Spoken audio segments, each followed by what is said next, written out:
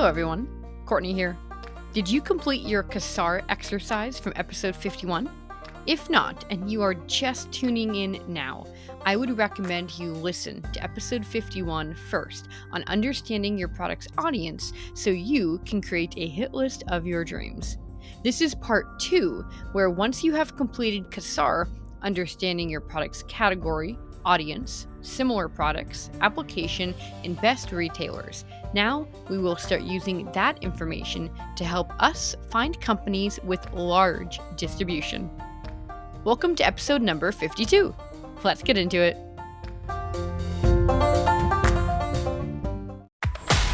Where inventing, passion, and hard work intersect. Welcome to the Serial Inventing Podcast. Bite-sized, perspective-altering episodes on serial inventing and beyond. From motivating key tips on product licensing to obstacle-busting conversations on transitioning to a full-time serial product developer. Buckle your seatbelt because you're in for a ride. Warning, this podcast may motivate you to make wild decisions that will propel you forward in your inventing career and hijack more of your time for your passion. If you aren't ready to make it happen, then this podcast isn't for you.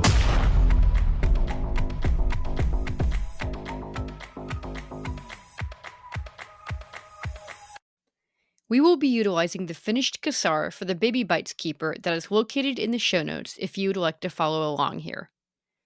As a reminder, the Baby Bites Keeper is a unique suction cup container that acts as both a baby food bowl and a storage bowl container for the fridge. Now that we have completed CASAR, it's time to interpret and use our data. First off, we want to focus on what we wrote down for our audience in relation to if we believe our consumer would search for this product online or if they would most likely find it on store shelves and not know they needed it. For the audience, we wrote down moms walking the baby aisle looking for mealtime products for her baby aged between 4 to 9 months old. So we now know that we are thinking about a physical store and not online, and the baby aisle. Second, we will now look down to our retailers. We wrote down Target and Walmart, which are big box general stores, and Bye Bye Baby, which is a big box baby specialty store. Since we put it in order of most relevant, we will only focus on our first answer for now, which is Target. Now for number 3. I will now go to Target online, keeping in mind the visual of a mom walking in a physical Target store finding the baby aisle. Here's a quick tip for getting better results. Please be aware that if you said that your target audience is shopping at a brick and mortar store, that means that when you search on an online retailer, sometimes stores, such as Walmart, also sell things just online and not at stores, often called a marketplace. We do not want to muddy our results by looking at products that only sell online, as it will lower the distribution we are looking for our companies to have, from large to medium or even small. Often, those who have products on Marketplace are entrepreneurs or companies that do not have a very large distribution. Our goal is to make sure we are finding brands of products that have made it in stores. Now, on the flip side, I will say that, well, Courtney, can't we then just get up and go to a physical store and not have to deal with this marketplace stuff? And I will say, yes, but then you have to deal with another problem. Just because certain products are not at your local Target, let's say, doesn't mean they aren't in thousands of other Targets. Meaning, you will miss some really, really good brands for your product if you just go to the physical store. Some products are only sold at certain sized retailers and also geographically. So feel free to go to a physical store to get a feel for some brands to start with, but it's important to look on the store's website as well, since it should have most or all products available at that retailer. Then, if you want to buy an item for pickup at your local store, it should say if your local store has it or not, or if it needs to ship it there, which some stores do and others don't. but we aren't buying products here, so that shouldn't really matter. Okay, so once you are at the retailer's website, you will now find their departments or categories of products. You will want to open up a new tab for every category and micro category you think your product would fit under. I would start at the category that you wrote down in C in CASAR.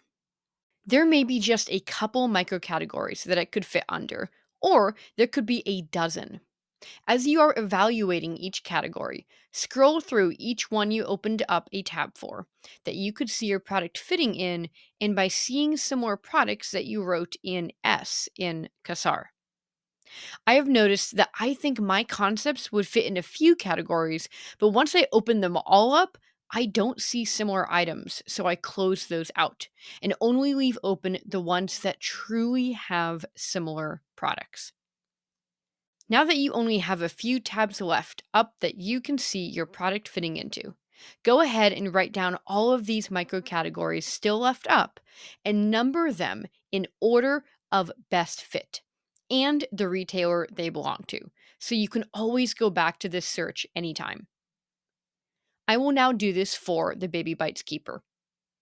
It looks like, based on similar products, I believe my product falls into the following categories on the Target website: nursing and feeding, and baby tableware.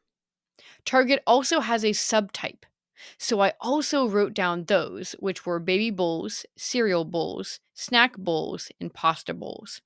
Because I believe, based on what I wrote down in my application in A in CASAR, that bowls are more of a focus for my product than containers, I chose to focus on bowls first. I will also note that in my similar products that I wrote down in my CASAR, I have utensils and rubber plates. I will also look for those once I have exhausted my current list as well. Please note that sometimes this isn't a straightforward process. Various retailers have all sorts of things that can help you, such as on main category pages, there are micro categories that aren't just by type of product, but also by ages, materials, and different audience types. Make sure to rely on what you wrote down in CASAR to help you navigate. Also, be careful not to niche too far down too fast either. Always look at the path you are at and check one category before as well. For example, if you went to kids' home, then kids' dining, then kids' dinnerware in the menu, make sure to backtrack and check out kids' dining too. And now, number 4. Once you have all of the tabs open for the best micro categories, which should also be the ones we have written down, you will do one more thing. In a new tab, open up Target again, and now we will do a keyword search for our product and the similar products that we have written down. Place each keyword in a separate Target search so we can look at each list of brands separately. For the Baby Bites Keeper, I searched the following terms: baby food container, baby bowl, baby rubber plates, and baby utensils. Also, write down your findings, like these, down on your list. Excellent. Now for number 5, collecting brands. And you can do this in one of two ways. Most retailers have a way to filter various brands you might be looking for. And also, under each product should show the brand name. So you can either go to that filter and see the brands there for each of your tabs you have up, or look at each product you see, and if you think the item you are looking at, you could see that brand also carry your product, then write that brand name down. And finally, number 6. Now that you have a bunch of brands written down to explore, it's good to do your due diligence by searching the brand name on Google, finding the website, and truly making sure the company is a good fit before you officially add them to your hit list to pitch to. You will learn a few things by doing this. 1, you will see if they truly are a good fit for your product based on seeing what other items they sell on their site, and not just a few you saw from the retailer you were searching on. 2, you will be able to see how many products they have on there. That will help you gauge their size and how many SKUs they have. If they only have a few SKUs, they may not focus too much on new products. If they have a lot of SKUs, New products could get lost in the mix and be harder to market. 3. You will be able to see if they focus on one type of product, such as baby bowls, or if they do other items too, such as baby dinnerware and bath items and toys.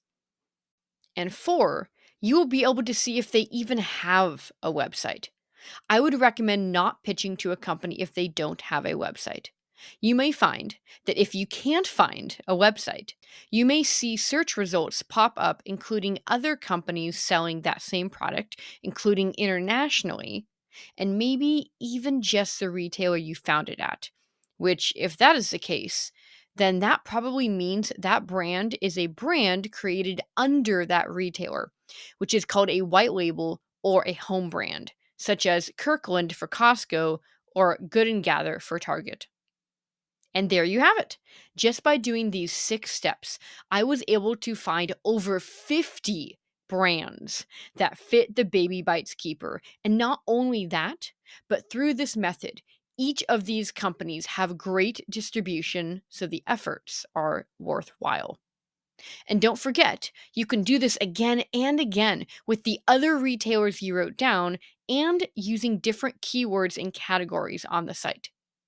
Now, this is just one way to find companies for your hit list, but it's my favorite way as it forces you to be efficient with your time and energy. So, the time and energy you do have to curate your hit list is well merited. What did you think of this method? Reach out to me on a LinkedIn and let me know. Thanks for tuning in and taking a few bites with me today. And remember, serial inventors don't make excuses, they make it happen. See you soon.